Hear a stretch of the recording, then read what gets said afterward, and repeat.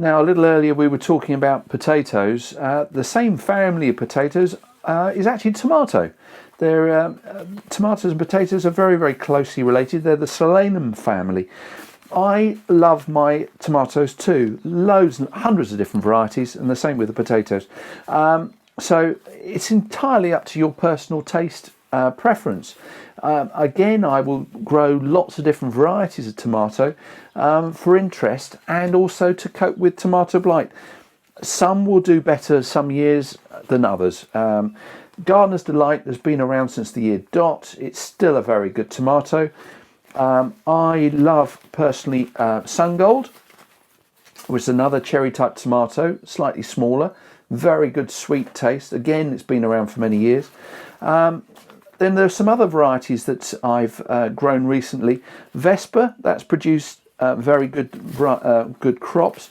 One of my real favourites is Sun Cherry, and also the Black Cherry. The Black Cherry, this is one of the ones of my real favourites. And then if you want to grow some bigger beefy tomatoes, Gourmandia is a new one, and there's a Coeur de Brie, and you've got the Mountain Magic, which is a blight resistant tomato. But there are dozens and dozens to choose from. What I'm going to sow now, I'm going to put some Sweet Aperitif, which is a little bite-sized tomato. And what you need to do with these, you can actually sow them individually. I tend to start them off in one of these module trays, where you actually just, I'm just going to do part of the tray, I'm not going to fill up the whole tray, and just spread the compost across, and then give it a tap, top it up a little bit, excuse me while I do that, and bend down. So you've got the compost nice and level, slightly firm it in, and again, little tap, open the packet out. And the seeds of tomatoes, he's just peering over the top of his glasses, are slightly bigger. Some of them are bigger than others. Actually, I don't know whether you can see that. And then these, I'm going to actually pick them up individually and put one per cell. Sometimes you can actually put two, and then you actually thin out the weakest one. But these should all germinate, so I'm actually going to put one of each in here, just on the surface.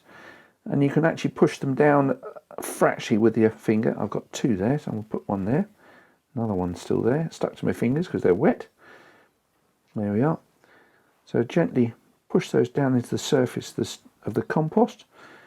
And you can just put a tiny little bit of, I'll just finish this one off at this end.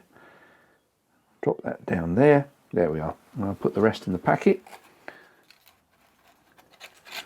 Again, remember to do a label and write the name of the variety, pencil, and this is tomato,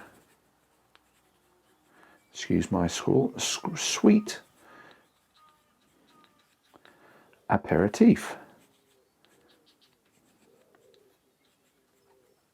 and the date 12th the 4th. You get an idea, it's a cold date. Now with these, you're going to need to keep them nice and warm.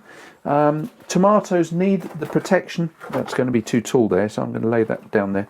You need a propagator really, or a nice warm windowsill or an airing cupboard just to get them going. They do need 18 to 20 degrees centigrade to germinate, and that is night and day. So you don't want to put them on a windowsill where it drops down to freezing cold and you've got the seed tray behind the curtains. So tomatoes, peppers, cucumbers, courgettes, pumpkins, squash, they all need warm temperatures to germinate. So if it's not warm enough, they just won't come up, and the seeds will just rot off. So nice warm sunny position, heated propagator, absolutely perfect. Thank you.